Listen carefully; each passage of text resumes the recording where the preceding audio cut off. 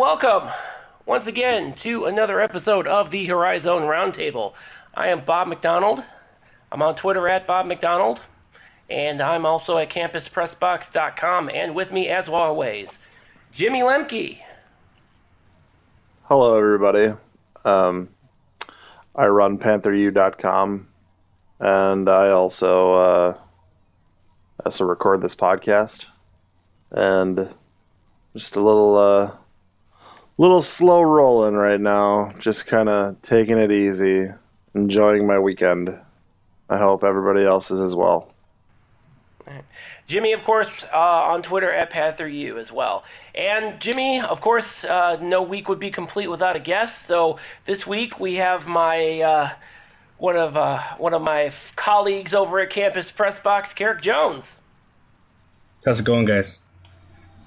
Hey, man. It's good to talk to you. Yeah. And, of course, you can find us on 4lights.fm and wherever good podcasts are distributed. So go check us out, as always. Of course, you can also click on the subscribe button and, save yourself the time. So this close, guys. We are close to the start of the season. So needless to say, we've got a bunch of teams who are warming up and doing some preseason exhibition type action. By and large, most of the teams are doing well, with the noted exception of Detroit, who lost to Wayne State. So we got to talk about that one, because this is I have kind of been on the fence on Detroit's transition, all things considered. I know they got Chris Jenkins back, but it seems like they lost a lot of firepower, and I know the games don't count, but, not a good look. So, yeah.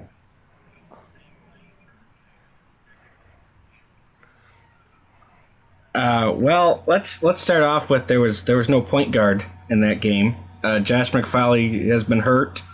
No one will say why he's hurt, and I'm not good enough friends with him to ask him. But he was not able to play, and apparently Aaron Foster Smith was coming off an injury. That's why he only played 9 minutes.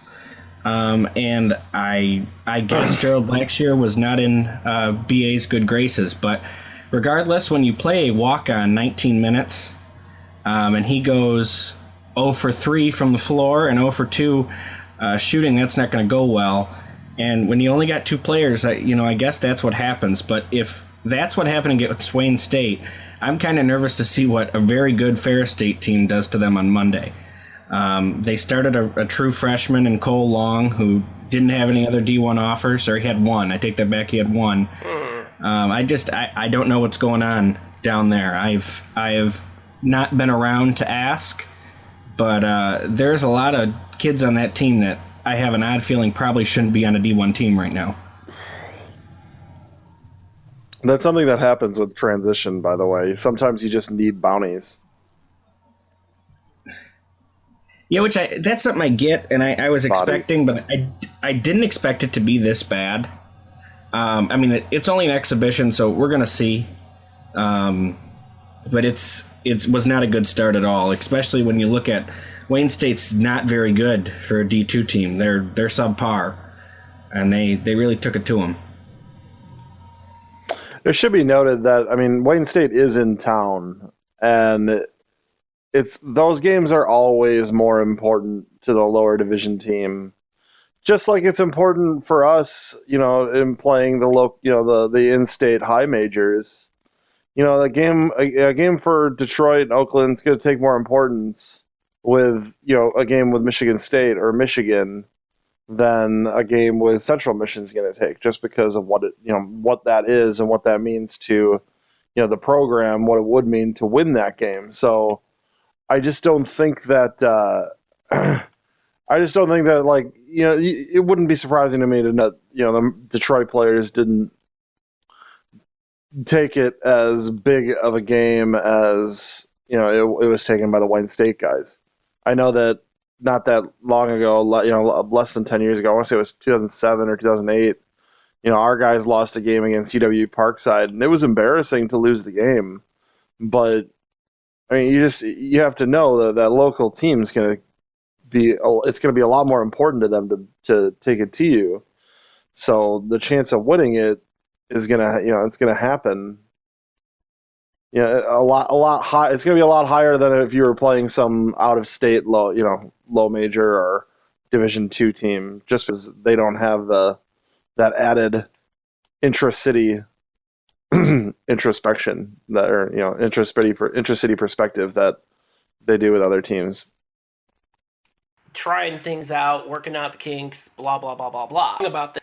So, and maybe I'm wrong about this, but to me it would be a matter of, it doesn't count for these teams, but at the same time, to me, I would think there would be a bit of a pride thing involved in this. And not to mention the fact that work out the kinks thing, if you are in a situation like Detroit is where, again, as you mentioned, Karic, you have a walk-on who's playing a significant amount of minutes and not really producing all that much. It's not terribly, it seems to me a little bit foreboding for the rest of the season, especially when you're talking about a situation in Detroit where you transition there that's, going to be pretty tough, it sounds like. Yeah, it's not going to be easy. And then you throw on top of it that Matt Grant, one of your senior returners, can't play until December because he's ineligible because he picked a real major. It's really upsetting. And then I just realized, sitting here looking at it, the other guy who played 22 minutes at point guard only had one D1 offer, and that was from Detroit. So you essentially have two walk-ons taking all your time up top. It's unfortunate, but it is what it is. The good news is Corey Allen's the real deal. Corey Allen played really, really well, and he's our 3-star guy out of Ypsilanti. So that was the happy part out of it. Now, mind you, of course, not to downplay the significance of walk-ons. I will point to the example of a couple of the walk-ons I have on the Cleveland State side, like Daniel Levitt. I mean, that kid can shoot lights out, and somehow he's still a walk-on. But I understand, obviously, what you're saying, that this, the fact that you do see some bright spots in there, a little bit of a silver lining, but at the same time, it looks like the rain is definitely coming. Yeah, it's not going to be a fun next 4 months. Yeah. So, transition, man. It's always going to be like that with transition. Well, let me ask both of you this. Even in the good transitions, it's still difficult. Since we're looking at it, I'm looking at it from a standpoint because, Karic, obviously you follow Detroit.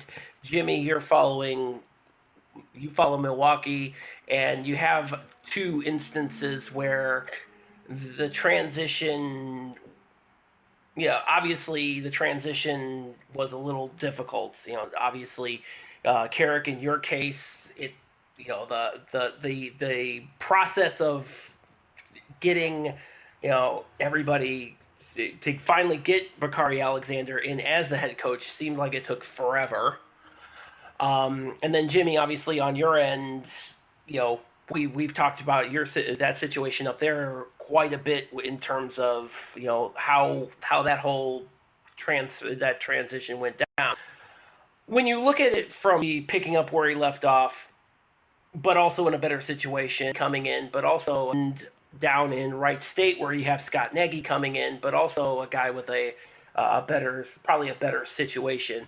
Where do you see it from the standpoint of, what you guys have as opposed to what others have, or don't have for that matter, or what process you guys had to go through as opposed to the other processes at some of the other schools that made changes this offseason? Well, I wouldn't say that Wright State had the smoothest transition. They're lucky to get Scott Nagy. He's an excellent coach, and I don't expect that it'll take him too long to get it started. But you got to remember that also when he first took over at South Dakota State, when they were a division school, it took him a little bit of time. And when they went from Division 2 to Division 1, it took him a few years to get them going up to par with, once they were in Division 1. So I don't think that it's necessarily something that is, how would I say? I don't think Wright State's is necessarily the easiest transition. Now, obviously, we have a little bit of a special case as far as how odd ours has been, and Detroit is moving into a direction that they're only a couple of years removed from their last NCAA tournament appearance, but it's really a case-by-case thing. It's not. I don't think any of the situations are exactly like the others. We went through this transition to get a guy who, I'm completely supportive of, because I knew that the last guy was good enough to be the guy, and they have almost the same resume coming out of their previous job. Down at Valpo, Matt Lodich, he's a new coach, yeah, but he's also been there. he also is one of those guys down there. So, and he's been Bryce's guy for a while, and it's not like he's completely new to things. Bakari may be new to coaching, being a head coach for that program, but he is a Detroit guy. There's a big benefit to being to knowing the campus, knowing the people, knowing the fan base, than there is stepping in and completely doing something completely different, like Scott Nagy or up here with Lavelle Jordan. I don't expect any of these teams, including Valpo, to be running at the speed they were before. I do expect Valpo to be good. I don't expect Valpo to I don't expect Valpo to just turn the lights on and just start doing everything the way they were before. They did lose players. There is transition. It's not just, and those players that are still there have to get used to Matt Lodich not as an assistant coach but as their head coach. So it's going to be some transition time. I expect their non-conference season this year will probably not be as successful as it was last year, and that's not a negative thing. Bryce Drew is not going to be there forever. All coaches are never going to be where they are forever, so it takes a bit of time. But he's obviously the exception and not the rule. Yeah. But, I'm actually... I mean... Well, I think you have to be a special person to be willing to stick it out with a mid-major for as long as Greg Campy's been there. He was the coach there for a long time, and he really got comfortable, and he's found a home to stay forever, and that's great. And we all want that guy, but at the same time, most coaches are temporary.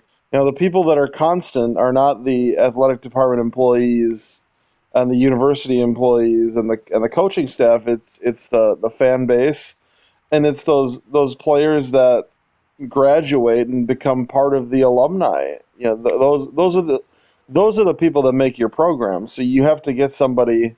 You have to make sure that as a coach, you're able to tap into those resources. You do the coaching thing, you do the recruiting thing, but it takes a bit of time to earn the trust of fans and alumni. And a guy, Matt Lodich has that trust. Bakari Alexander, is anybody at Detroit really, is anybody at Detroit really worried about what Bakari Alexander is going to be as a coach? I think that it's like here in Milwaukee, just on a better, on a closer level, in that they're willing to wait it out. I mean, Karic, would that be right that Detroit fans are really kind of willing to, give Bakari every chance he needs to become the coach that they hope he can be?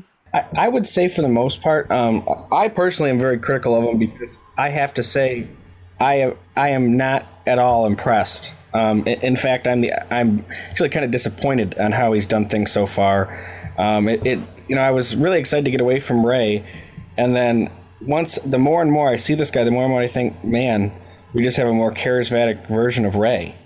So I'm very critical, but I think for the most part, the fan base is just excited to have him, it's great. A lot of the guys that are really big in our fan base were, just out of college or in their 30s or early 30s, late 20s when he was playing there, and they made those runs. So they had that connection with him. Obviously, losing to Wayne State, that pretty much tipped me in the category of, okay, you better start doing well fairly quick, because I'm going to be very critical the whole way through. Because I think it's irresponsible. Josh better have a very serious injury to be sitting out a exhibition game you lose. There's tons of things Bakari could have done already that would have made the transition less difficult. Do you try to get Brundage a sixth year? Do you try to keep Paris bound and maybe baby him for a year? He'll go to the draft. You have a good player. I don't know. Obviously, I'm not Ian Callahan making those decisions, but I feel like even recruiting-wise, are the guys he signed the best he could do, or are they bodies that fit your system? Because, the 6 or the 7'1" German kid, yeah, he's 7'1", but everybody's saying he's not going to be able to participate or do anything worthwhile for a year. You got this Cole Long kid out of Nova Scotia that no one's ever heard of, ever.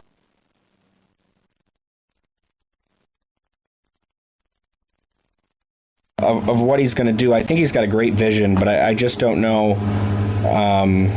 what he's going to do short term. And I like you guys said, I don't think it's going to be fun. And I keep forgetting to mention, I keep calling him Detroit. I keep forgetting it's Detroit Mercy. It's like officially Detroit Mercy now. Really? Yes. Yeah, we had this big thing about, we talked about it last week about it's Detroit Mercy with the logo and all that crap. I didn't. Oh, don't even get me started. I don't need to get you started, Karic. You already wrote about it already in great detail, and I haven't stopped laughing. I'm sorry. In great detail, which has gotten me death threats. Like, there are young alumni that are just drinking the Detroit Mercy Kool-Aid to the point of anyone who says anything that's not complimentary is like the devil. And I've tried very nicely to explain. I've spent more time with the administration of Detroit Mercy in meetings in the last year and a half than you have in your life, and I assure you, none of them are angry. It's just ridiculous. Our fan base makes me laugh hysterically because I am such an evil person anytime I say anything that's not complimentary of them. Criticism. It's kind of odd. Like, people just expect like everything that is the decision of the university has to be like, as fans, we need to just automatically accept and support and promote everything that they do, when obviously that shouldn't be the case. We're all of our own. We all can make decisions and support whatever side we want in any argument. So it's just odd that people get so bent out of shape when you don't agree with them on things. I'm sorry, but if you have to resort to death threats, you're an idiot. Okay, I don't care who you are. I mean, seriously, that's just dumb. I mean, what is wrong with you? What is wrong with you? What microchip that popped in your head where where somebody brings something up that you don't agree with, and you got to be like, well, I'm gonna kill this guy. You got to be kidding me with that. That's some dumb stuff. It's freaking college. It's freaking college athletics, people. It's not the end all be all human existence. Okay? No, and no matter what you guys do, no matter what anybody thinks, and I should know. Prior to the Cavs winning the championship, anyway, I don't want to talk about it. But I'm still getting over Game 7 of the World Series, but that's good win. Oh, what happened in the World Series? I didn't hear. They deserve it. It was. Yeah, you know what? What happened was there was a game okay. that happened, Jimmy, and it went into extra innings, and another team won that wasn't the home team. So that's what happened. But um, but I want to bring up one other thing as well, and this is kind of is with regards to we bring up we brought up the exhibitions and everything. The one thing I also did want to bring up as well um, was the game that UIC's game. Speaking of Chicago, particular contest was Dikembe Dixson with 34 points. Now, once again, it is an exhibition, doesn't count, but man, I got to be honest with you, I don't want to play him this year. I think that UIC group is going to be pretty. I actually already think that the Horizon League itself from about spot number 3 to from spot to number 3 to about 10 is going to be basically all of these guys beating each other bloody. But man, I don't really want to. UIC with Dixon and Odiasi, they're going to be tough. I mean, they're going to be tough, especially for those schools that may not have that front court presence. I think those guys are going to be difference makers this year, big time.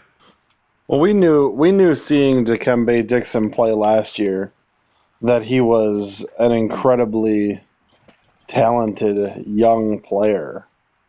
And now that he's a year older and is filling more into the body, is only going to get better from here. So we kind of have to get used to it because we're going to see him for a couple of years more. And he's a great talent. So I'm going to enjoy watching him play as a UIC game, and he's a guy that you build a program around. Brought him right with him. And a lot of us don't have that player to grow a winning program around. A lot of us, if our best players are easily, are all seniors or they're not at that talent level. It's rare that you get that talent level in an underclassman, so it's a really, really good thing that he's there. Dikembe obviously is one good example. Rob Edwards at Cleveland State is another good example. But you look at it and he's on a whole other level, and we've got 3 more. We've all got 3 more seasons of the guy. So, but the good news is also you look at that UIC team that we've been wondering when they were going to turn the corner, and I think this is going to be the season where they finally turn the corner, where they're not the perennial bottom half of the league this year.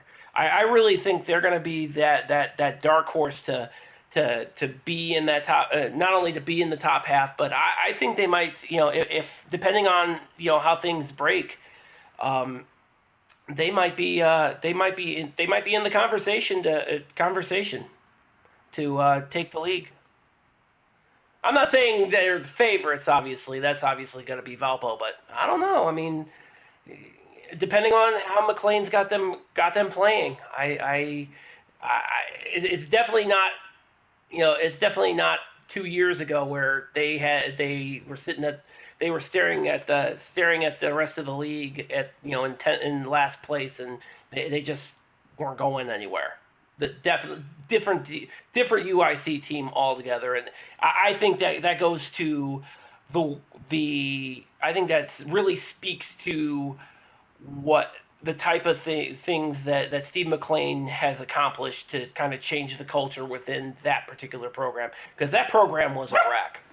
That program was a complete wreck.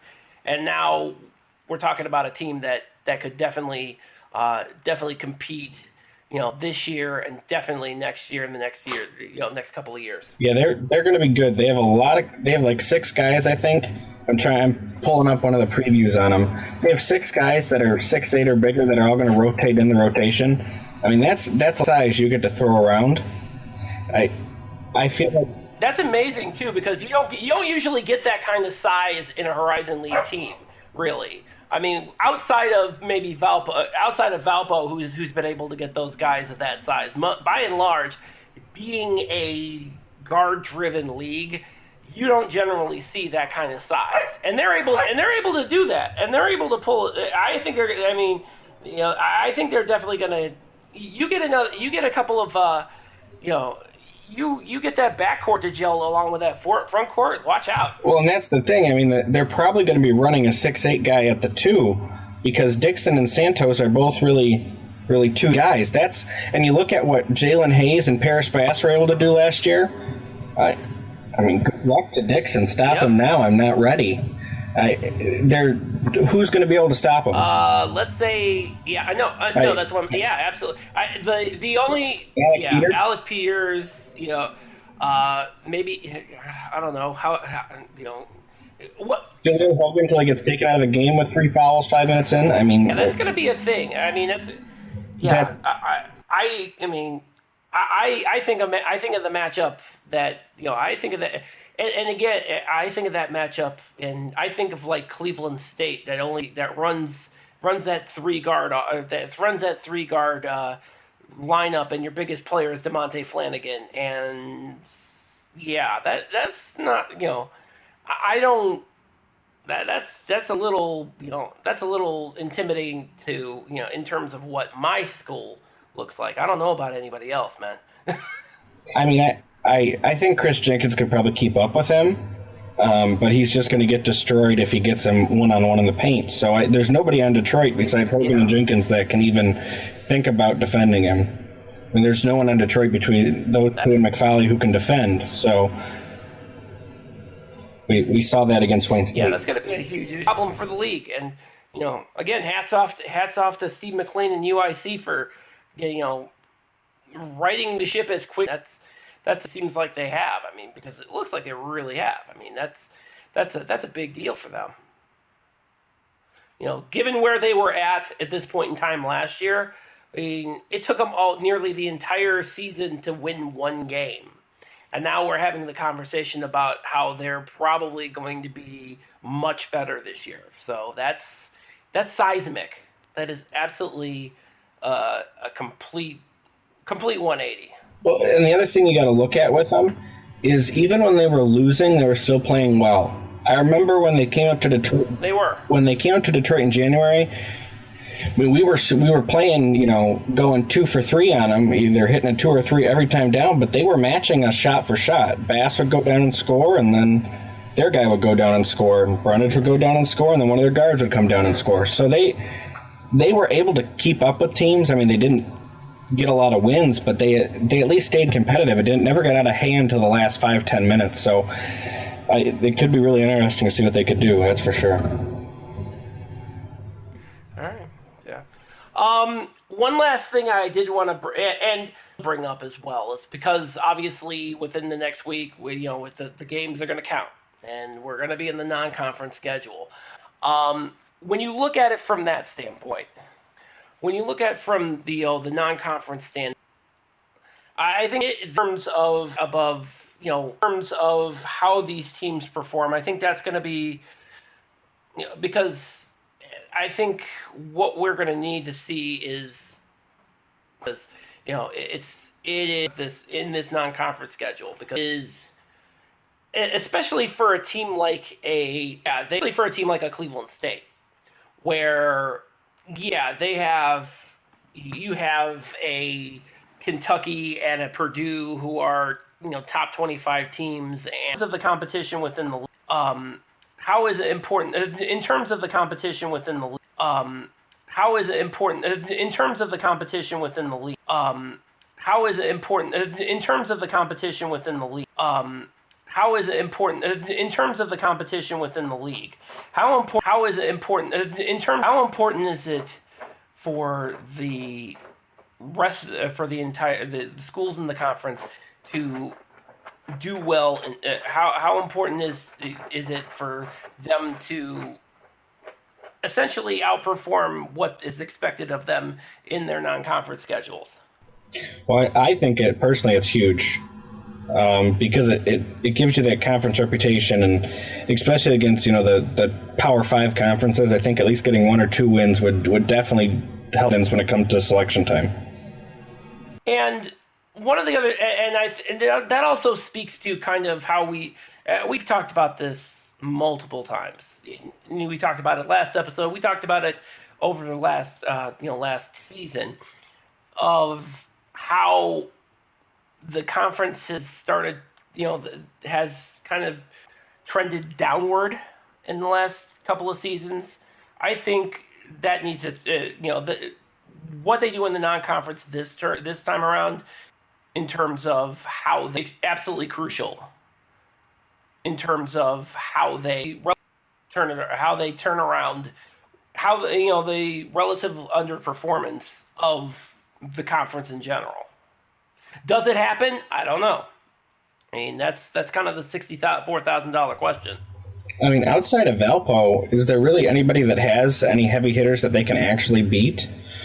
I mean, Detroit's got Florida State and Illinois. I wouldn't say one, Detroit's primed to beat them, and two, that either one of those are that good of a win.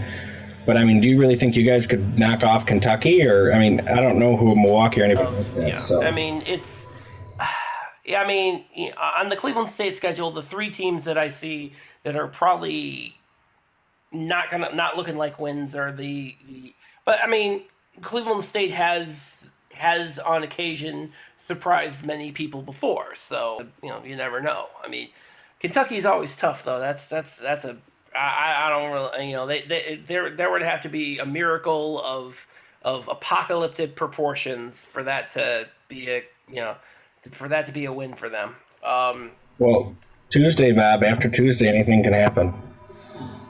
Well, if the apocalypse didn't happen with a Cubs-Indians World Series, I think we're okay for the rest of the year. Kind of throwing that out there. We didn't fall into the sea right before Game 1, so but yeah, I think in terms of I don't really see it. I mean, maybe standpoint of our Power 5 conferences, I don't know if that's in the cards. Getting a win from one of those Power 5 conferences, I don't know if that's in the cards, but I look at it more from a standpoint of those higher performing mid-majors just like us. Getting our shot against the best of those particular teams and kind of see what we go through from there. I don't know. I mean, that's the way I see it. I don't know. I mean, we've got Memphis and we have DePaul, and if we lose to both of them, I just hope that they're not blowouts. That's what you really just want to avoid is avoid getting embarrassed. You don't want to have somebody to look at the bottom line and go, oh man, DePaul just kicked the crap out of that little team, because they're just going to think, well, that means DePaul is, Yeah. People don't think DePaul is any good, so if DePaul takes on Milwaukee by 35, that's just going to hurt Milwaukee in the eyes of whoever that is. You just don't want to be embarrassed. And at this point, what I want to do as much as possible is to not be a drag on everybody else. I don't want to be the reason that Valpo doesn't get in that large. You know what I mean? Like that's just, I don't want to be that team that drags down Valpo's RPI so much, or Oakland's RPI so much that whoever makes to the NCAA tournament ends up a 15 or 16 seed because their difference is garbage. That's that's just what I don't want, is to end up getting screwing the guys that do make it. I want to be the guys that make it. I know that's probably going to be a few years at least. So I want to be a help to everybody else who's in our program, in our conference. I don't want to be the downside guy. I don't want to be like Gotcha. the drag. That's what one last thing that I did want to talk about, kind of close out the show, is that Mary Ellen Gillespie, the athletic director up at Green Bay, she is one of the finalists for the athletic director job at St. John's. Now, near as I can tell, given the athletic budgets of basically all the rest of the schools in this conference, honestly, nobody has done more with less than Green Bay. I mean, that's maybe I'm not looking at it correctly, but that's what I see. You have a No, that's certainly true. Yeah. I mean, you have a program That's that true. you get Link Darner and they're able to get back into the the Horizon League tournament for the first time in 20 years. And just on the strength of those two programs, that really is something that really exemplifies the job that entire department has done under the leadership of Gillespie. So, with that said, if she does end up at St. John's, what is that going to end up doing to Green Bay in terms of who's going to take over? And I don't think it's going to be as big. I don't think it's going to be as big of a drop as you think. Okay. And just because we know that Green Bay has already done this. Ken Butoff ran that department for a very long time. And he left for Northern Kentucky when Northern Kentucky was Still in the A-Sun. And everybody is like really worried, how are they going to do without him? Well, she and that program, they did a pretty good job getting Link Darner. So, I mean, I don't know how much, she wasn't there for, she wasn't the athletic director getting the Crest Center built or getting any major upgrades in the Rush Center. She didn't get in the way of anything. I know that. I know that she's, kind of kept certain things going that Ken Butoff was doing.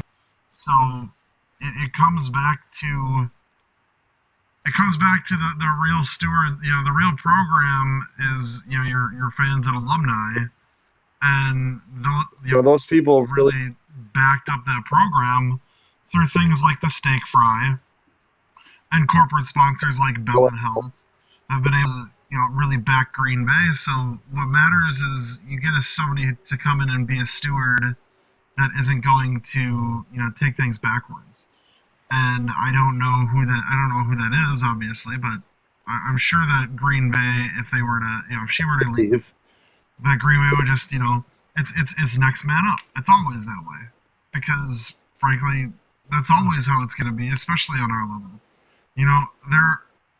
Athletic departments and at high majors are always going to, keep an eye on who's the next guy, who's going to succeed Barry Alvarez at Wisconsin to be their AD. Who's going to step in there and go over that job? And that's something that's going to be on people's minds, whether you're talking about,